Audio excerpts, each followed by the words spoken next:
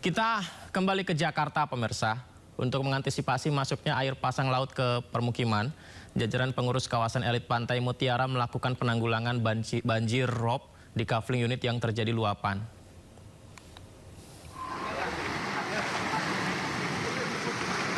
Tanggul pasir antisipasi banjir rob. Air pasang laut yang memasuki pemukiman kerap kali menyulitkan warga beraktivitas. Dan sebagai langkah antisipasi, jajaran pengurus RW dan security di kawasan elit Pantai Mutiara membuat tanggul sementara dengan karung berisi pasir. Tanggul sementara ini maksud kami juga dilakukan di kafling unit yang terjadi luapan karena tanggulnya rendah. Jadi upayanya dilakukan dengan memasang tanggul sementara ya pemirsa. Selain itu penanggulangan banjirop dilakukan di tanggul yang bocor.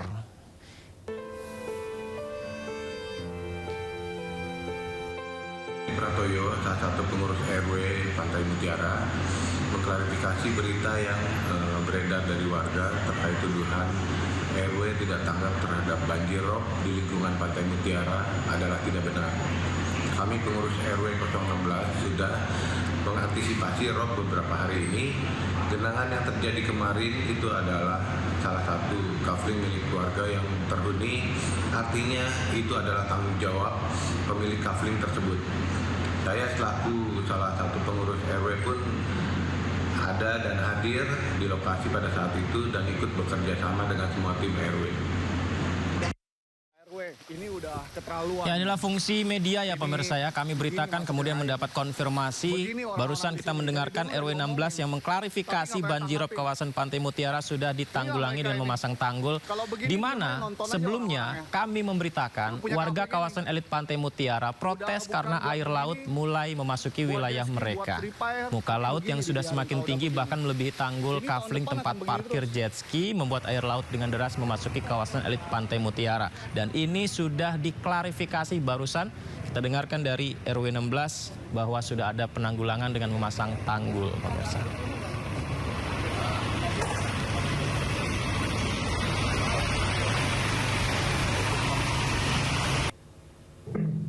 Selamat sore, waalaikumsalam. Terima kasih banyak ya Bang Andre sudah berkenan berbagi di Sindo Sore. Bang Andre, kami dengar Anda dan keluarga turut datang ke daerah Palembayan Agam, Sumatera Barat ya, langsung menemui korban banjir bandang. Bisa diceritakan Bang, mengapa Bang Andre dan teman-teman dan keluarga itu ada niat ke sana dan seperti apa situasinya di sana Bang Andre? Ya, untuk awalnya saya tergerak melihat saudara-saudara kita yang mengalami bencana. Banyak rumah yang hancur, listriknya padam, jadi oleh karena itu makanya kami tergerak untuk pergi ke sana. Banyak korban yang belum diketemukan juga. Kalau untuk situasinya di satu daerah itu ada tiga kampung yang kena. Yang pertama itu kampung Kayu Pasak, yang kedua kampung Koto Alam, dan yang ketiga kampung Subarangaji ya. Kalau untuk yang lebih parahnya itu di kampung Kayu Pasak. Yang sesuai di gambar ini di kampung Koto Tangah ini yang sekarang. Di kampung mana Bang? Kalau yang ada di video sekarang yang ada di jembatan itu daerah terisolir Subarangaji ya. Jadi mereka terisolir daerahnya. Di kampung Koto Tangah. Kalau yang untuk terisolirnya itu kampung Subarangaji ya. Subarangaji. Baik, kita lihat gambar lebih besar lagi ya. Ini adalah insert yang dikirimkan video dari Bang Andre langsung. Ini saya sebelumnya harus berterima kasih kepada yang mengirimkan DM di Instagram saya ya, Ava Kitchen, dan mengirim kontak Bang Andre yang katanya dia datang langsung ke lokasi. Ini kita lihat ini yang Anda kirimkan gambarnya. Nah ini Bang Andre Erdinal.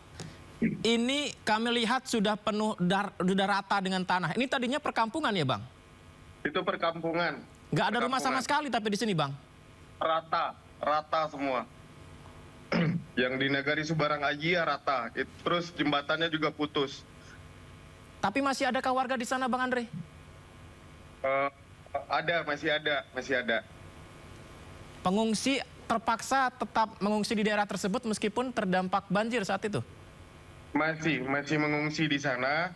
untuk 3 hari pertama itu daerah Subarangaya itu tidak bisa dilalui karena jembatannya putus, dan para korban juga dikumpulkan di satu musola.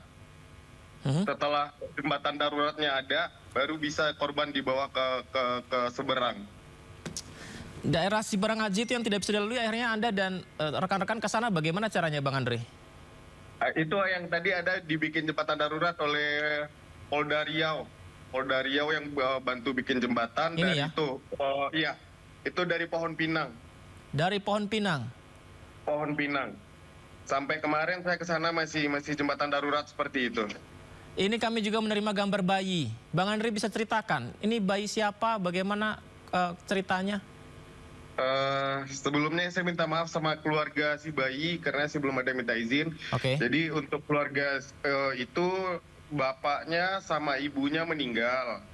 Innalillahi. Waktu pas kejadian yang saya dapat informasi dari keluarga, si bayi, si bapak, dan si kakaknya itu digendong sama bapaknya. Jadi saat terseret arus, tangan si bapaknya kebentur pohon, akhirnya satu anak lepas, yang satu bayi ini masih bisa dipegang, dan sampai akhirnya kelepas juga. Pada keesokan harinya baru ditemukan. Si bayi ditemukan, si bapak ditemukan. Mungkin karena si bapak terluka parah dan tidak bisa dievakuasi, akhirnya si bapak hari Jumatnya meninggal. Berarti bapak dari bayi ini berusaha keras untuk menjaga supaya bayinya selamat? Betul, betul. Kondisi bayinya saat pertama ditemukan bagaimana Bang Andre? Kalau dari keterangan warga di sana, bayi ditemukan cuman kelihatan tangan doang. Kelihatan tangan, akhirnya warga ngeliat.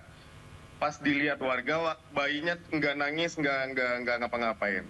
Akhirnya dibawa sama keluarga ke rumah, dibersihkan, dan dibawa ke posko musola yang dijadikan posko. Berarti Akhirnya orang tuanya juga diketemukan masih hidup, tapi karena kondisinya mungkin parah, akhirnya tidak bisa tertolong karena daerahnya jembatannya putus. yatim piatu akibat bencana banjir bandang dialami bayi ini ya? Betul sekali. Kakaknya juga meninggal. Kakaknya juga berarti satu keluarga meninggal? Satu keluarga meninggal, sisa bayi aja. Usia berapa Bang Andre ini?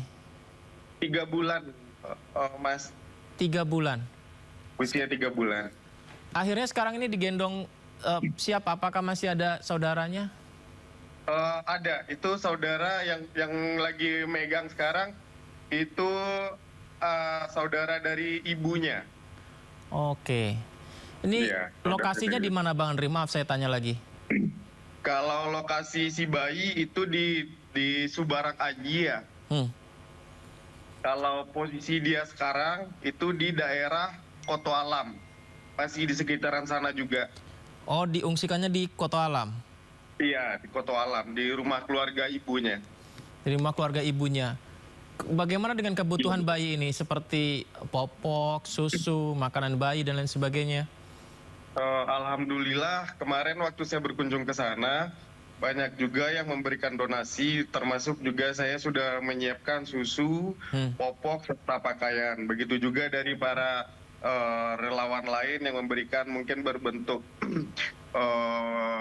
ada yang memberikan uang juga, ada yang memberikan air mineral gitu buat keluarga di sana, karena di daerah sana air bersih sangat tidak ada.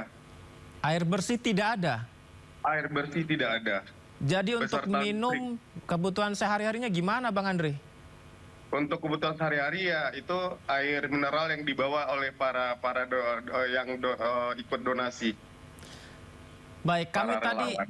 lihat juga seperti membawa genset ya Bang Andre ya? Iya betul. Itu disumbangkan juga? Iya, kita sumbangkan 6 buah genset ke daerah sana. Masing-masing kampung kita serahkan 2 genset. Tapi kita serahkan ke masjid. Kita serahkan ke tempat ibadah. Baik. Untuk dapat digunakan oleh masyarakat. Karena rata-rata di sana pengungsian itu di masjid dan musola. Makanya kita serahkan ke masjid dan musola. Berarti Anda berapa lokasi yang didatangi kemarin itu Bang Andre? 3 titik kemarin kita pergi. 3 titik, salah satunya Subarat Aji ya? Aji ya, Subarang Aji ya. Koto Alam juga? Koto Alam. Satu lagi? Kayu Pasa. Kayu Pasah. Kayu Pasa. Oke.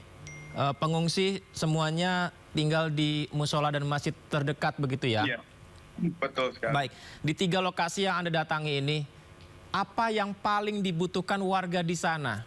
Dan apakah bantuan sudah masuk, Bang Andre? Alhamdulillah bantuan sudah masuk. Tapi mereka yang sangat mereka butuhkan itu penerangan ya, listrik. Mungkin karena tiang listriknya pada ambruk semua, jadi mereka butuh genset. Dan kemarin kayak kemarin saya juga bawa lampu emergensi juga saya bagi-bagikan ke masyarakat. Mungkin kalau bagi para relawan yang mau atau donatur yang mau datang ke sana boleh untuk membawa lampu emergensi. Baik. Ada 3 titik yang didatangi Bang Andri dan rekan-rekan kemarin ke Subarat Aji, Koto Alam, dan Kayu Pasa. Salah satu yang sangat dibutuhkan warga adalah air bersih, kemudian kebutuhan listrik, dan juga kebutuhan makanan lainnya ya. Bang Andri, terima kasih banyak sudah berbagi bersama kami ya. Semoga apa yang Anda lakukan bersama keluarga dan rekan-rekan ini menceritakan ini bisa menginspirasi kita semua satu Indonesia untuk mari bersama-sama kita bantu saudara-saudara kita di Pulau Sumatera. Bang Andri, terima kasih banyak, terima kasih sudah mewakili kami bertugas di sana kemarin ya. Terima kasih Bang Andri, selamat sore, assalamualaikum. Waalaikumsalam.